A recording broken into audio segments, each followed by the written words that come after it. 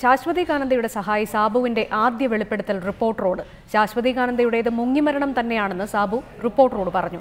ആലുവ പുഴയിൽ കുളിക്കാനിറങ്ങിയ സ്വാമിയെ പിന്നെ കണ്ടിട്ടില്ല. താൻ നുണപരിശോധനയ്ക്ക് വിധേയനായിട്ടുണ്ട്. സുപ്രീംകോടതിയിൽ കേസ് നടത്തിയിട്ടില്ലെന്നും സാബു റിപ്പോർട്ടറോട് വെളിപ്പെടുത്തി.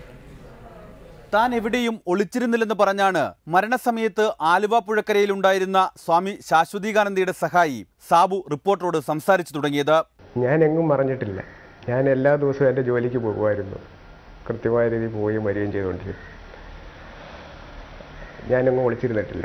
മരണത്തെക്കുറിച്ച് സാബുവിന്റെ വിശദീകരണം ഇങ്ങനെ: ഉത്തരവ് കൊടുത്ത് സ്വാമി ആറ്റിലിറങ്ങി ഒന്ന് മുങ്ങി കയറി വന്ന് സോപ്പ്, എൻ്റെ കയ്യിൽ സോപ്പുണ്ടായിരുന്നു, സോപ്പ് തേച്ച് കുളിച്ച് സോപ്പ് തേച്ച് ഇറങ്ങി. എന്നിട്ട് സോപ്പ് തേച്ച് കഴിഞ്ഞ് ഇറങ്ങിയതിന് ശേഷം സ്വാമി മുങ്ങുന്നതിന് കണ്ടതിന് ശേഷം ഞാൻ ഈ സോപ്പ് വെക്കാനായിട്ട് അപ്പുറത്തോട്ട് പോയി. അപ്പോൾ ഒരാൾ കുളിച്ചിട്ട് അല്ലെങ്കിൽ മുങ്ങിയിട്ട് പൊങ്ങുന്ന ഒരു സമയം കാണാതിരുന്നപ്പോഴാണ് സ്വാമിജിയെ കാണുന്നില്ല, അല്ലെങ്കിൽ അവിടെ വേറെ ഒന്നും ഇല്ലാത്തതുകൊണ്ട് എനിക്ക് കാണാൻ കഴിയുന്നു. അപ്പോൾ ആരും കാണുന്നില്ല, സ്വാമിജിയെ കാണാത്തതുകൊണ്ട് ഞാൻ എന്ത് ചെയ്തു, അലറി വിളിച്ച് കരയുക, സ്വാമിജിയെ കാണുന്നില്ലല്ലോ എന്നുള്ള, അതാണ് അവിടെ നടന്ന സംഭവം. സ്വാമി സ്വയം തീരുമാനിക്കാതെ ഒന്നും നടക്കില്ല. മൃതശരീരത്തിൽ അമർത്തിയപ്പോൾ പാലാണോ പുറത്തു വന്നത് എന്ന് ചോദിച്ചപ്പോൾ തനിക്കറിയില്ലെന്നായിരുന്നു സാബുവിന്റെ മറുപടി.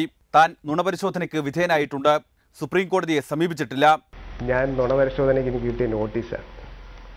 ഈ നോട്ടീസ് വെച്ച് ഞാൻ നുണപരിശോധന നടത്തിയിട്ടുണ്ട്. ഞാൻ ക്രൈംബ്രാഞ്ചിന് സ്വമേധയെ എഴുതി കൊടുത്ത ആളാണ്. നുണപരിശോധന നടത്താൻ ഞാൻ തയ്യാറാണ്. ഇപ്പോൾ ആരോപണം ഉന്നയിക്കുന്ന ശിവഗിരിയിലെ സന്യാസിമാർ പലരും സ്വാമിയുടെ എതിർപക്ഷത്തുള്ളവരായിരുന്നുവെന്നും സാബു പറഞ്ഞു. സ്വാമിജിയുമായിട്ട് അന്ന് ഇവർക്ക് യാതൊരു ബന്ധവും, അവരെ സ്വാമിജിയുടെ ഒരു 2 പക്ഷമായിട്ടല്ല, ശിവഗിരിയുടെ ഒരു 2 പക്ഷമായിട്ട് നിന്ന ആൾക്കാരായിരുന്നല്ലോ. അതിനെക്കുറിച്ച് എനിക്ക് ഒന്നും പറയാനില്ല. അതിൽ അവരെന്ത് പറയുന്നു എന്നുള്ളതിൽ. പുതിയ ഭരണസമിതി അധികാരത്തിൽ വന്നപ്പോൾ ശിവഗിരിയിൽ തന്റെ ജോലി നഷ്ടപ്പെടുകയായിരുന്നുവെന്നും സാബു പറഞ്ഞു. ഏതന്വേഷണവുമായും താൻ സഹകരിക്കുമെന്നും സാബു വ്യക്തമാക്കി.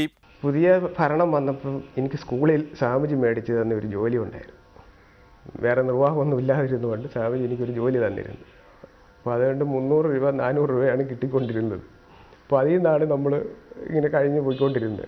റിപ്പോർട്ടർ, തിരുവനന്തപുരം.